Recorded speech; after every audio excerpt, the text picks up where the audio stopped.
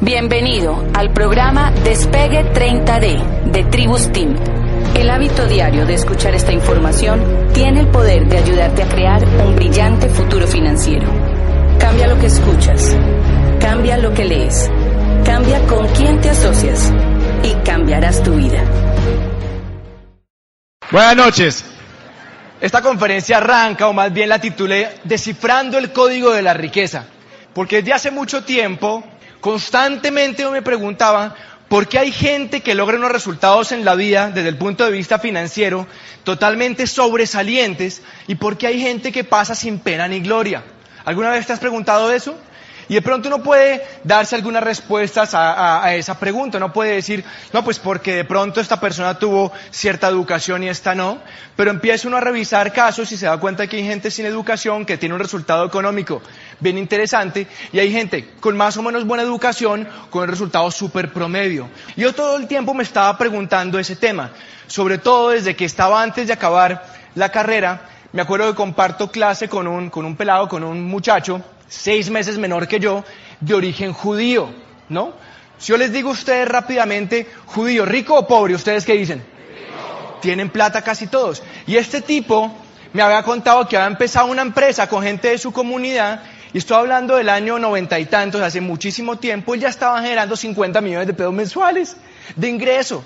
Eso sí, era bien viejo, tenía 21 años de edad. Entonces me puso a pensar un montón de cosas. ¿Cómo así? ¿Qué es lo que hace cierta gente para tener ciertos resultados? Descifrando el código de la riqueza. Es como descifrar un código. Es como una combinación de una caja fuerte. Toca saber qué combinación poner, qué combinación de números poner para que el resultado se dé. ¿Y por qué? Porque yo creo que en la vida muchas veces hemos tenido un montón de programación por medio de nuestros padres, profesores, la gente con que convivimos, que nos empieza a meter información que nos dice que nosotros no podemos lograr ciertas cosas. Como dice la lámina, usted no es pobre, usted es empobrecido. Nos meten tanta información, muchas veces basura, que desafortunadamente no nos lleva a donde queremos llegar. Yo quiero hacerles una pregunta. ¿Quiénes de los que están aquí en el salón quieren ser financieramente exitosos en la vida?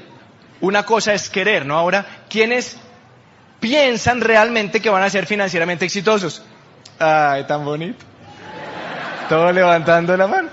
Ahora, fíjate, ¿quiénes de los que levantaron la mano la primera oportunidad y la segunda oportunidad han buscado un mentor, se han asesorado de alguien realmente rico que los enseñe a ser ricos? O sea, eso es como si yo quiero ser médico, si me apasiona en la vida fuese a ser médico y yo no paso por la escuela de medicina.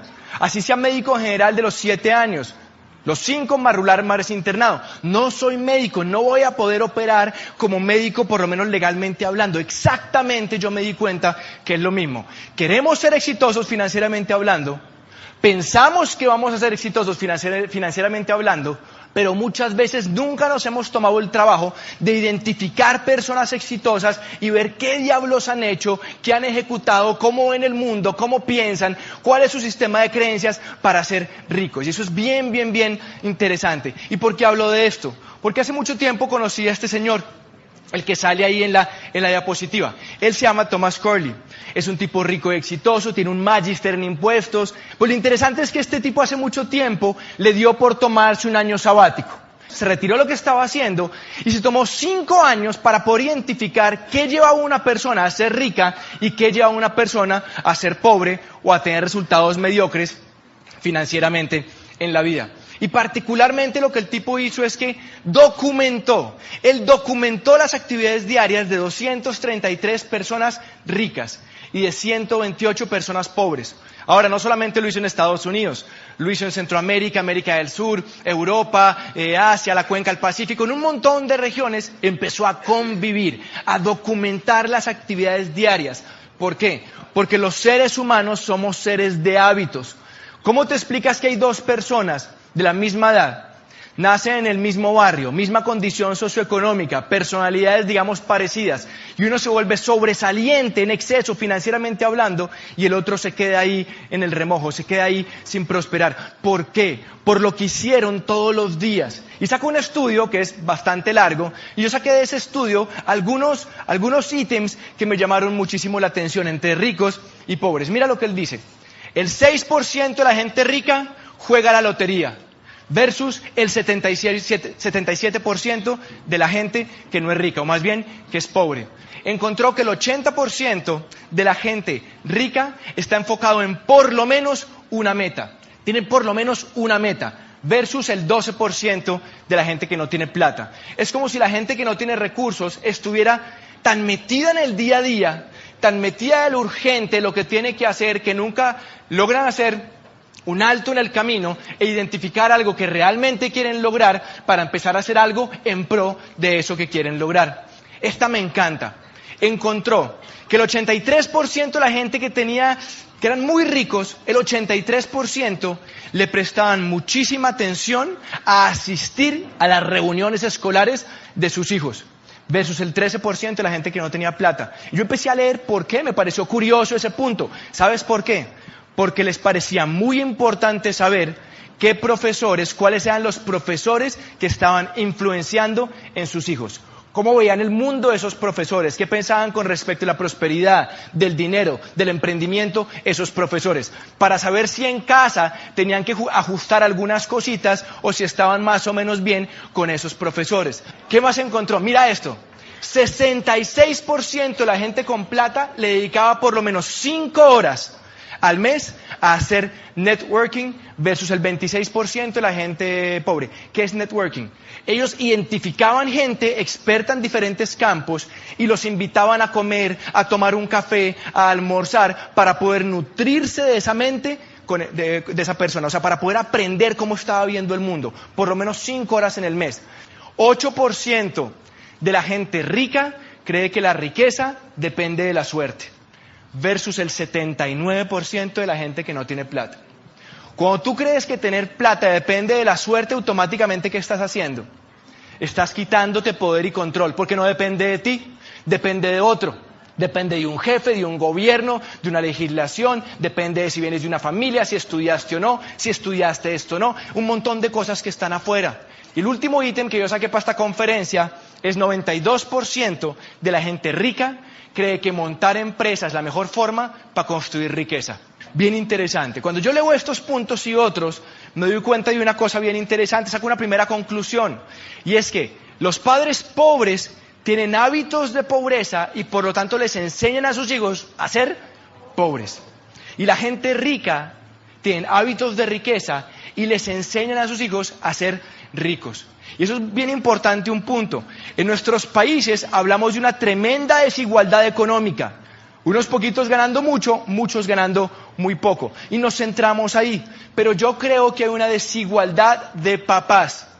Y eso lo dice Corley. ¿Cómo así que es desigualdad de papás? Claro, que si una pequeña cantidad de los papás enseñan cosas para ser ricos y mucha gente enseñan cosas para ser pobres, lo que toca es volver a estos que enseñan cosas para ser pobres, que entiendan cómo cambiar los hábitos para que puedan mejorar su condición financiera y se disminuya esa brecha. Y yo un punto en mi vida en que empiezo a revisar toda esta información, y yo me encuentro trabajando en ese momento en una compañía multinacional, digamos que apetecida por muchos, en el sector financiero, un buen cargo, pero llega un punto en que yo me empiezo a preguntar ciertas cosas. Empezaba a mirar gente que me llevaba 5, 10, 15 años, y empezaba a mirar cómo vivían, cuál era su calidad de vida, cuánto ganaban en el tiempo libre, y empecé a incomodarme.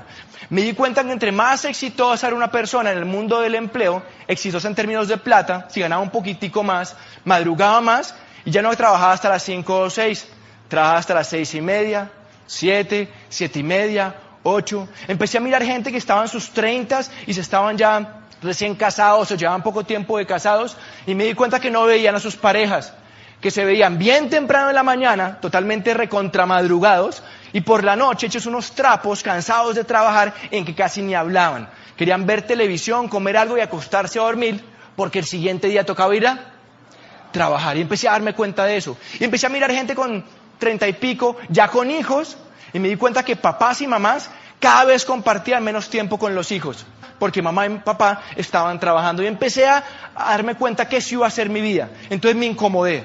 Y como me incomodé, estaba buscando. Y como decía Coley, que el 92% de la gente rica creían que para construir riqueza era clave montar una empresa, yo empecé a decir, ¿qué diablos monto? Porque es que uno dice, sí, voy a montar empresa, pero ¿qué monto? No estoy hablando de un negocio, hacer un negocio, estoy hablando de construir una empresa. ¿Qué es un negocio? Compras un carro en 40 millones, lo vendes en 45, te ganaste 5 millones. Hiciste un negocio. Una empresa hay que construirla, es como este edificio, lo construyes, lo arriendas, le sacas dividendos. Eso es construir, es lo que yo quería construir. Pero ¿qué idea? Yo decía, ¿qué se me ocurre? Las cosas que encontraba costaban un mundo de plata que yo no la tenía en ese momento. No tenía experiencia, era muy joven y llevaba un tiempo de buscar y buscar y buscar, como 6, 7, quizás 8 meses. En ese momento llega un súper amigo de universidad, de rumba, nos veíamos todas las semanas, me dice, Camilo, hice un programa de emprendimiento aquí en Bogotá y conocí un tipo que la tiene clara. Hay un proyecto que está arrancando y parece que tiene un potencial súper interesante. Yo vivía con mis papás en ese momento y me empieza a contar, me empieza a hablar como de una serie muy sencilla, una hoja de papel, de algunas posibilidades, pero cuando me empieza a contar me dice, oiga, si tiempo y dinero no fuera problema, ¿usted qué haría? O sea, no le falta plata, tiene el tiempo para disfrutarlo, ¿usted qué haría? Yo le decía, ¿cómo así, Juan Ricardo? Sí, piense que es imposible fracasar, ¿no? Piense que puede hacer lo que quiera con su plata, ¿cuáles son sus sueños? ¿Usted qué haría? Y fíjate, yo tenía 23 años de edad y ya yo empezaba a tener un montón de techo en mis perspectivas, porque lo que yo veía que me esperaba era trabajar 30, 35, 40 años para otro. Y cuando Juan Ricardo me hace esa pregunta, yo le digo, uy, no, pues de pronto esto o esto. Y me dice, póngalo en una lista, hagamos una lista de sueños. Y empecé a hacer una lista de sueños. Pero yo te pregunto a ti, ¿tú qué harías si tiempo y plata no fueran problema? ¿Cuáles son tus sueños? ¿Qué es lo que tú quieres buscar? ¿Qué te hace realmente feliz? ¿Cuál es tu pasión realmente? Si no tuvieras ese estrés, ¿tú qué harías? ¿Qué harías si fuera imposible fracasar? Y yo anoté, por ejemplo, Juan, yo no quiero depender de un trabajo. Yo empecé a darme cuenta que el valor que regía mi vida era la libertad. No tenía tan clara esa palabra, pero sabía que era eso. Quería la plata y quería el tiempo y quería algo que me diera un sentido de trascendencia a mi vida. Yo quería algo así, era libertad. Y yo pensaba que si crecía corporativamente hablando, la jaula del empleo iba a cambiar las barras de hierro a bronce, bronce a plata, plata a oro, pero iban a seguir siendo una jaula, iban a seguir siendo barras, y no quería eso. Yo no quería estar hasta mis 55 o 60 años trabajando para otra persona, yo no quería eso. Sentía que la vida era muy cortica y que se me iba a pasar muy rápido trabajando para otro, así el puesto fuera bueno. Y anoté, ¿sabe qué? Yo quiero tiempo para mi familia. A mí nunca me faltó nada, afortunadamente. Mi papá sigue trabajando como médico, un médico muy exitoso, ingresos muy altos, pero yo tuve papá desde sábado a las 2 de la tarde y domingo. Estaba trabajando, él salía a 6 de la mañana, llegaba a 8 de la noche, y pues yo no lo veía por la mañana y cuando me acostaba era el besito, buenas noches, y no más. No tenía relación con mi papá cercana hasta los 18 o 20 años. Y yo dije, ¿sabe qué, Juan? Yo quiero, cuando tenga hijos, poder compartir tiempo con los hijos. Y con mi esposa. No estaba casado, no tenía hijos, pero me quería casar después y quería tener hijos después. Y quería poder compartir, saber lo que es vivir una familia. No tener una familia, vivir una familia. Y entonces me dice Juan, bueno, le digo, bueno, ya, paremos acá. ¿De qué se trata esto? Y me dice, Camilo, hay dos cosas que usted tiene que tener claras. Si entiende esas dos cosas, usted tiene posibilidad de entender este negocio. Le dije, bueno, ¿qué tengo que entender? Entonces, lo primero que me decía Juan es, oiga, ¿usted es consciente que todos los meses o cada quincena o lo que sea compramos cosas? Le dije, sí, ¿entiende eso? Yo le dije, sí, lo entiendo. Me dice, perfecto, vamos a pasar al siguiente punto. Lo siguiente que tiene que entender es que la forma en que los productos están llegando a un mercado ha empezado a cambiar. Antes pasaban, como está ahí arriba, a través de una cadena de intermediación larga, fortalecida por la publicidad. Pero ahora, me decía Juan Ricardo, ahora con la aparición de Internet eso está cambiando. Los consumidores podemos comprar directamente a las fábricas, podemos hacerlo así. Y eso trae unos beneficios. Me dice, ¿entiende esto? Yo le dije, sí, yo entiendo esto. Me dice, ok, ¿la oportunidad de qué se trata? En este proyecto, cualquier persona emprendedora puede conectarse con la fábrica por 28,000 pesos. Le dije, ok, ¿y qué hago al conectarme con la fábrica? Me dice, mire, usted hace lo siguiente. Número 1, redirecciona su consumo. Todo eso que está comprando en otro lado, donde sea que esté comprando, ya no lo compra allá, y lo que esté disponible en su negocio, lo compra de su propio negocio a través de ese código que lo conectó con el fabricante. Me dice, ¿usted es capaz de hacer eso? Le dije, cambio mi lugar de marca. Con el código dejo de comprar acá y me compro a mí mismo con el código. ¿Es así? Me dijo, sí. ¿Qué más hago? Me dice, usted empieza a crear una comunidad. ¿Yo qué es eso? Un grupo de personas que hacen lo mismo que usted. Compran un código que los conecta al fabricante y cada uno de ellos dejan de comprar donde estén comprando y empiezan a comprar directamente al fabricante. Y empieza a crear una red, una comunidad. Le digo, ok, ¿y cómo aprendo a hacer eso? Me dice, clave, usted se educa para convertirse en profesional. Y me preguntaba, Camilo, ¿usted cuánto le tardó llegar ahorita para graduarse de ingeniero industrial de la Universidad de los Andes en Bogotá? Yo dije 5 años. Me dijo exactamente igual, usted se educa, pero para tomar esto y lograr que sea para usted algo con un potencial empresarial. Me decía, Camilo, ¿me entiende? Y yo le digo, sí, más o menos, Juan. En la medida que esa red sea más grande, se mueven más volúmenes, y más volúmenes, pues generan normalmente un mayor ingreso. Y yo empecé a hacer un cálculo, que siempre lo explico con esa laminita. Y quiero preguntarte a ver si tú lo ves para ti, si ves que esto es posible. Ahora que yo decía, ok, ¿qué tal que me empiece a volver bueno en este asunto? Y arme una red dentro de los cuales haya 100, que cada uno sea responsable por 1 millón. ¿Cuánto facturaría ese negocio? 100 millones al mes. Y dije, ¿qué tal que me vuelva profesional en esta vaina? Y arme una red dentro de los cuales por lo menos haya 1000. 1000 responsables por 1 millón cada uno. ¿Cuánto da 1000 por 1 millón? 1.000 millones de pesos mensuales. Y eso me quedó retumbando, porque yo sé, y todavía sé, que montar un negocio que venda mensualmente 1.000 millones de pesos al mes no es fácil. Y si lo montas requiere una inversión importante, pones en riesgo esa plata, probablemente tienes que dejar lo que estás haciendo para dedicarte a eso. Yo sabía que poder generar una empresa que vendiera 1.000 millones de pesos al mes era algo interesante. Lo que tenía que descubrir es que fuera real, que tuviera un potencial serio, que valiera la pena de mi tiempo y que realmente pues se pudiera hacer. Entonces yo entiendo esto y le digo, bueno, pero hay un montón de cosas por allá medio raras, ¿no? Uno oye todos los días pirámides, esta empresa, ¿con quién? O sea, ¿con quién armamos esa red? ¿Cómo lo hacemos? ¿Cómo sé yo si lo hago con esta o lo hago con esta? Y la gente puede opinar lo que quiera. Y a mí las opiniones siempre me resbalan. Porque hace mucho tiempo yo empecé a aprender, fue investigar. ¿Investigar quién? ¿Qué dice la gente que tiene los resultados? ¿Qué dice la gente que es reconocida? ¿Qué dice la gente que sabe? Y empecé a mirar. Y hay un tipo en el mundo que se llama Michael Klaus. Lleva 22 años desde la academia en la Universidad de Chicago, documentando casos de éxito en mercadeo en red. Y este Michael Klaus sacó un listado de las 25 compañías mejores, según él, de mercadeo en red. No es mi cuñado ni es tu vecino, ¿no? O sea, la opinión de él más o menos vale. Y saca 25 empresas. Y la primera, él dice, Amway. Y mira el criterio bien interesante, uno de los criterios por los cuales quedó de primera. Dice, la compañía debe llevar en el mercado por lo menos 10 años. Y yo pensaba, ¿no sería al revés más bien?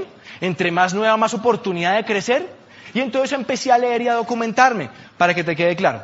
En los últimos 30 años en el mundo, más o menos es un promedio, cada año han nacido legales 1000 compañías de mercadeo en red, cada año por los últimos 30 años. ¿Cuánto da eso? 1000 por 30, 30.000. Empresas legales, no estoy considerando todo lo que son ilegales y sistemas piramidales, 30.000. Ahora, ¿saben ustedes cuántas de esas 30.000 han logrado pasar la barrera de 10 años? No llegan a las 60, no son ni 60. Entonces, como yo soy medio numérico, yo cojo, démosle el beneficio de la duda, 60 dividido 30.000, y si tú lo haces en tu celular, eso te da la brillante suma de 0.2%. Eso es lo mismo cuando yo me montaba hoy en el avión de Bogotá a Cali, me montaba ahí tranquilito, cinturón de seguridad, cogí la revista y llega el piloto y dice, bienvenidos señoras y señores a su vuelo 9715 con destino a la maravillosa ciudad de Cali. Quiero contarles que la posibilidad de llegar a su destino es 0.2%. ¿Quién se queda dentro del avión? ¡Nadie! ¡Nadie!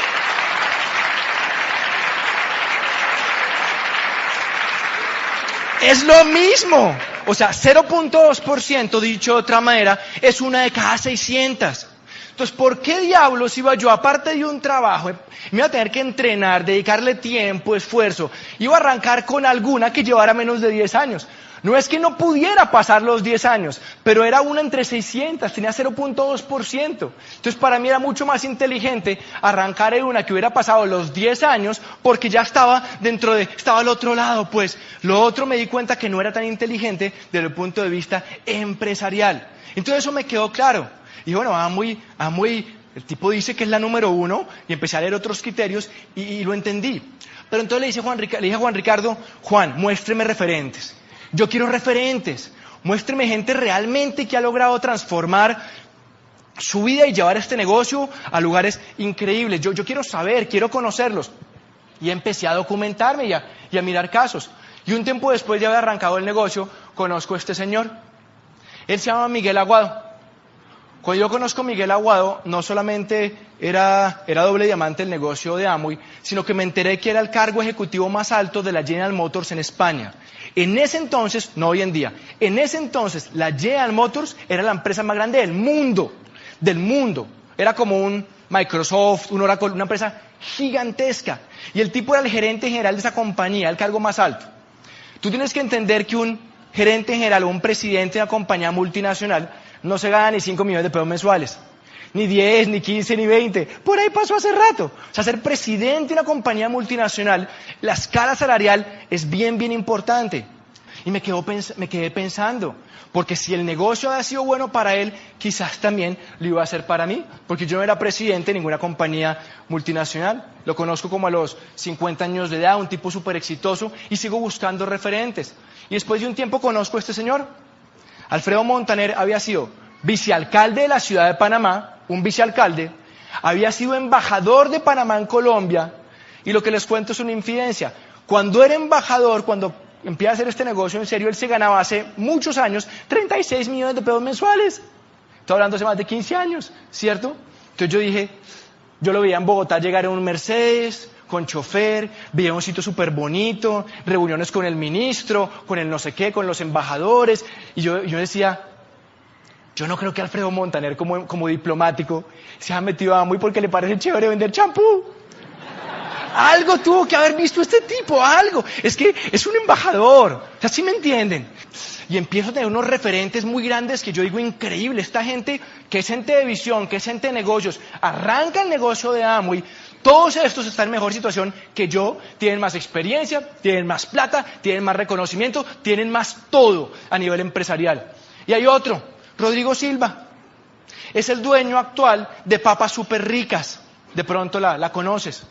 Es una empresa de más de 1.500 empleados, una empresa que lleva más de 50 años en Colombia. Rodrigo Silva es esmeralda de Amway.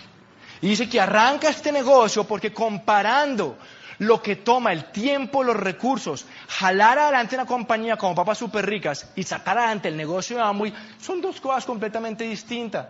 En invenciones, en riesgos, en temas legales, es distintísimo. Entonces cuando yo veía eso decía, no, un momentico, claro, estos tipos arrancaron y están súper bien parados en Amway porque tenían plata. Era gente influyente, era gente pesada, por eso es que arrancaron el negocio de Amway. Entonces uno empezaba a mirar y volteé la torta. Encontré a Leonor Carvajal. Leonor Carvajal, si no estoy mal, nace en Pitalito, Huila, una familia sencilla, una familia humilde, se va para Bogotá, tiene segundo, tercero de primaria, o sea, no tiene educación, ¿no? Saca adelante 4 hijos como mejor puede y se hace diamante del negocio de Amway, viviendo en Ciudad Bolívar, más de 60 años, con diálisis. Creo que un día sí, un día no, va a que le hagan su rollo con respecto a la diálisis. O sea, una señora sola con más de 65 años, estrato 1, se hizo diamante en Amway. Sí, o sea, no tiene que ver con la posición. Era influyente como líder, tenía convicción en sí misma. Y empecé a mirar casos. Esta niña, Sara Vallejo. Sara Vallejo fue campeona mundial de patinaje, 20 y pico de años. Tiene título mundial de patinaje aquí en Colombia. Deportista exitosa. Y otro caso ahí para mostrar algunas cosas. Imagínate lo siguiente. Si has estado en Bogotá, en las afueras, como en el suroccidente, hay una población que se llama Mosquera. Imagínate que vas en carro, si tienes carro, si no, imagínate, vas ahí a tanquear con tu carro, llénelo, y sale él con overol, una cachuchita, tanquea el carro, Después lo empiezas a conocer porque tanqueas ahí cada semana o cada 2 semanas y le hablas con el chino Ciro y te das cuenta que el chino Ciro viene de Santander, una familia campesina, no sabe leer ni escribir, no ha hecho primaria, tiene 20, 21, 22 años. El chino Ciro simplemente quería algo más de la vida. Termina arrancando el negocio de Amway, se hace Esmeralda, se compra una camioneta y le da por ir a la bomba donde él trabajaba. Ya no estaba de overall, va ahí, va en su camionetica. Y se encuentra con un gerente a los cuales él le tanqueaba el carro, era cliente de esa estación de gasolina, ¿no? El carro de Ciro era mejor que el carro del gerente. Y el gerente pues cree que él está haciendo otra cosa y le dice, chino Ciro, ¿usted qué, lavando carros ahora? Y le dice, no, es mío. Claro, el gerente se tiembra y queda así como medio raro y le dice, ¿y cómo así usted qué anda haciendo? Entonces le dijo, venga y le muestro. Lo que yo quiero decir es que, ¿por qué quise enfocar la charla así? Porque mostré personas muy distintas. Mostré un diplomático, te mostré un super ejecutivo, te mostré un empresario grande de este país, te mostré una señora, te mostré una pelada joven, te mostré un pelado aparentemente sin posibilidades en la vida. Diferentes personas, de diferentes edades, diferentes trasfondos sociales, diferentes personalidades. Una cosa, yo sí me di cuenta, tenían en común. Querían de verdad mejorar su calidad de vida, pero no habían encontrado un vehículo. Digo, oye, Juan, cuénteme cómo es el plan financiero, cómo funciona esta movida. Y él me dice, mire, es más o menos fácil. Me dice, mire, hay un primer escalón, aquí con número 1, que se trata de armar un grupo. Uno no les gusta vender, no venden mucho, otros les gusta vender, si venden, no importa, pero con la visión y empiezan a construir una comunidad. Cuando hacen esa comunidad, de que más o menos le compran a Amway 30 millones de pesos mensuales y lo sostienen todo un año, esa persona va a llegar a platino fundador y ese primer año se va a ganar más o menos 40, 50 millones de pesos adicionales. Ahora, si esa persona empieza a multiplicar, empieza a aprender cómo hacer el negocio, le dicen que es Esmeralda. Y como Esmeralda, más o menos, se puede ganar 100, 100 y pico millones de pesos al año. Está bien, no eres rico, pero estás arrancando a generar un ingreso complementario que empieza a volverse interesante. Pero si entonces él duplica por 2 lo que es una Esmeralda, o sea, en vez de tener 3 grupos, tiene 6 grupos, entonces llegas a una cosa que se llama diamante, que es el principio para mí del negocio grande. Ahí arranca el negocio grande, no es el negocio grande, ahí arranca el negocio grande. Y ahí el primer año te puedes ganar 300 millones de pesos en ese año y lo puedes construir en 2, 3, 4, 5 años. Cuando yo veo y entiendo que tengo una oportunidad y que me permite a mí generar 300 millones de pesos al año, a mí me empieza a encantar esta historia. Sobre todo cuando empiezo a darme cuenta que no es solamente la plata, que cuando empiezas a llegar a ciertos niveles y los empiezas a consolidar por medio de la educación, entonces empiezas a comprar el tiempo. ¿Y se acuerdan que yo les dije que quería libertad? Entendí que por medio de este negocio no solamente podía tener el ingreso, sino también podía tener el tiempo. Y me encantó. Pero hay una cosa clave y con eso quiero cerrar. Yo estaba buscando. Este negocio es de buscar al que está buscando. Y si tú estás buscando realmente una vida mejor, más tiempo, emprender, créeme, con esta oportunidad tú puedes salir adelante si estás dispuesto a tomarla en serio a través de la educación. Mis amigos, gracias por su atención. Nos vemos en la próxima.